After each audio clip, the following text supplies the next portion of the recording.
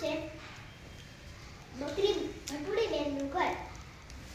એક હતા ભટુડી બેન, તેને 7 ભટુડા હતા. તેને એક દિવસ ઘર બનાવવાનું વિચાર્યું અને તે ઘર બનાવવા માટે માળા પર જઈને બેસી ગઈ અને માળના ગાડાની રાહ જોવા લાગી. ત્યારે ઘરનું ગાડું આવ્યું. ઘરના ગાડાવાળો કહે, ભટુડી ભટુડી આગી ઘર. તો ભટુડી બેન કહે, મને ભટુડી ના કહેશો, મને ભટુડી બેન કહેશો અને ભટુડી બેનને ઘર બનાવવામાં મદદ કરો. તો કહે, ઠીક છે ભટુડી બેન મારા માંથી ઉઠો અને હાલ્યો આ ગોળનું ગાડું. ભટુડી બેન તો ગોળ લઈ જંગલમાં મૂકી આવ્યા અને પાછા માર્ગ પર જઈને બેસી ગયા. ત્યાં એક શેરડીનું ગાડું આવ્યું. શેરડીવાળો કહે, ભટુડી આખી ઘર. તો ભટુડી બેન કહે, મને ભટુડી ના કહેશો, મને ભટુડી બેન કહેશો અને ભટુડી બેનને ઘર બનાવવામાં મદદ કરો. ત્યાં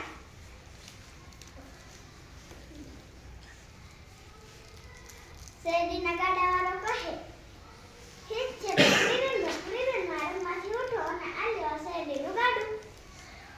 પછી ભટુડી બેને શેરડીનું ગાડું પણ જંગલમાં મૂકી આવ્યા અને પાછા માર્ગ પર બેસી ગઈ.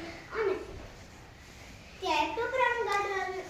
ટોપરાના ગાડાવાળા કહે, ભટુડી આખી ખસ. તો કહે, મને ભટુડી ના કહેશો, મને ભટુડી બેન કહેશો અને ભટુડી બેનને ઘર બનાવવામાં મદદ કરો.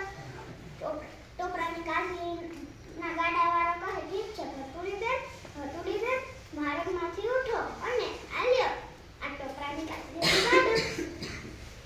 ભટુડી બેન ટોપરાની કાકીનું ગાડું લઈ જંગલમાં હોઈ ગયા અને ઘર બનાવવાનું શરૂ કર્યું. ગોળ કેરી ભીતરલી કરી, શેરડી કેળા સાઠા કર્યા અને ટોપરાની કાકીનું શાક બનાવ્યું. અને થોડા દિવસો થયા એનું ઘર તૈયાર થઈ ગયું અને તે ભટુડા માટે ખાવાનું લેવા ગઈ. અને ભટુડાને કહેતી, ભટુડા કોઈ આવે તો બળનું ના ગાશો, હું આવીને કહું તો જ. ભટુડા કહે, તમે આવો તો મને ખબર કેવી રીતે પડે કે તમે આવ્યા છો? તો ભટુડી બેન કહે, હું કહું, ગોળ કેરી ભીતરડી ને શેરડી કેળા સાઠા, ટોપરીએ ઘર છાયા બચ્ચા બારણા ઉઘાડો, તો જ બારણું ઉઘાડજો. ભટુડા કહે, ઠીક છે મને. ભટુડી બેન તો ગયા. પછી અને તે એક વાઘ સાંભળતો હતો. વાઘને પણ બહુ ભૂખ લાગી હતી. તો જઈને કહે, ગોળ કેરી ભીતરડી ને શેરડી કેળા સાઠા, ટોપરીએ ઘર છાયા બચ્ચા બારણા ઉઘાડો. એક ભટુડો હતો તે બારણા ઉઘાડવા જતો હતો. ત્યાં રાખ બોલી, ના બારણું ના ઉઘાડશો, આ તો વાઘ છે વાઘ.